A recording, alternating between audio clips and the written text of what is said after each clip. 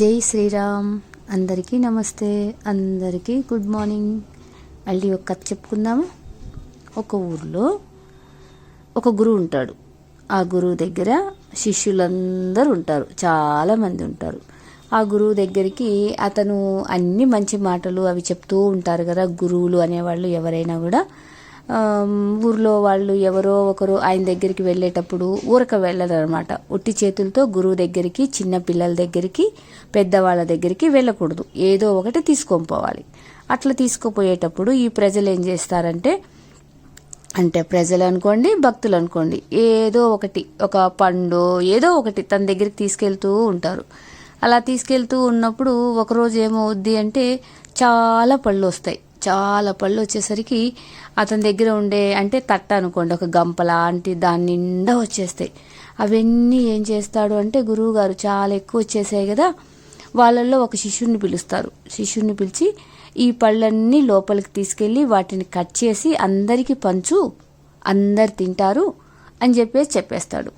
గురువు చెప్పిన పని ఏదైనా సరే శిష్యులు చేయాల్సిందే అనమాట.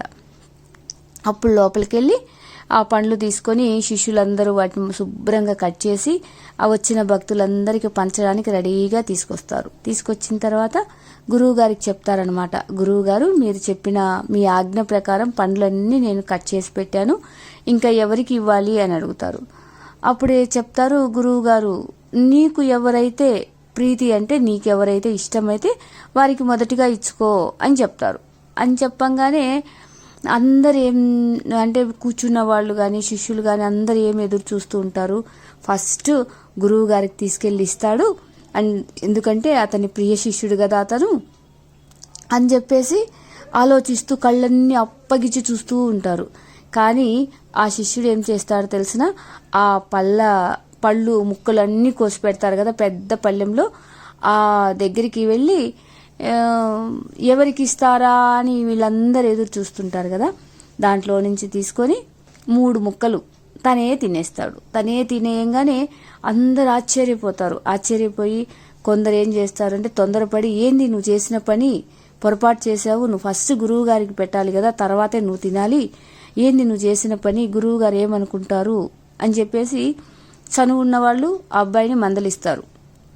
కానీ గురువుగారు ఏమీ అనరు, గమ్ముగా ఉంటాడు, చూస్తున్న తర్వాత అందరిలో ఆ అబ్బాయి మీద ఆగ్రహంతో ఉంటారనమాట. నువ్వు గురువు గారిని అవమానించావు అని చెప్పేసి.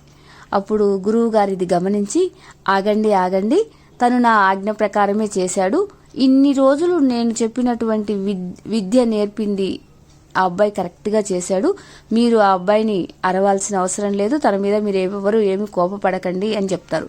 అందరు ఆశ్చర్యంగా చూస్తారు.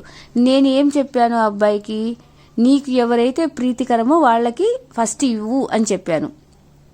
అప్పుడు ఆ అబ్బాయి ఏం చేశాడు, తనే తిన్నాడు. తనను ఎవ్వరికి వాళ్ళు ముందు ఫస్ట్ ఇష్టపడాలి. దాని అర్థం అంతర్ముఖంగా ఆధ్యాత్మికంగా ఏముంటుంది, భగవంతుడు అనేవారు ఎక్కడ నివసిస్తారు, మన హృదయంలో నివసిస్తారు. మనలోనే భగవంతుడు ఉన్నాడు. అప్పుడు మనలో ఉన్న భగవంతుడు, ఆత్మరూపంలో ఉన్న భగవంతుడికి ఆ అబ్బాయి ఇచ్చారు. తను నాకు ఆధ్యాత్మికంగా సమాధానం ఇచ్చారు. తర్వాతనే మన ఆత్మ, తర్వాతనే ఎవరైనా సెల్ఫ్ కాన్ఫిడెంట్, తనని తను నమ్ముకోవాలి ఫస్ట్ అని చెప్పేసి ఆ గురువు గారు ఆ అబ్బాయి చేసిన పని అందరికి వివరించి చక్కగా చెప్తాడనమాట. ఎప్పుడైనా సరే మనం ఫస్ట్ చూసుకోవాలి. ఇది భౌతికంగా కరెక్ట్ కాదు, కానీ ఆ గురువు గారు నేర్పిన విద్యకి ఆ శిష్యుడు ఇచ్చినటువంటి సమాధానం అదనమాట, అది లెక్క. అలా గురువు గారికి తను ఎంతో తెలివిగా, వినయంగా సమాధానం ఇచ్చారు. Thank you Sairam.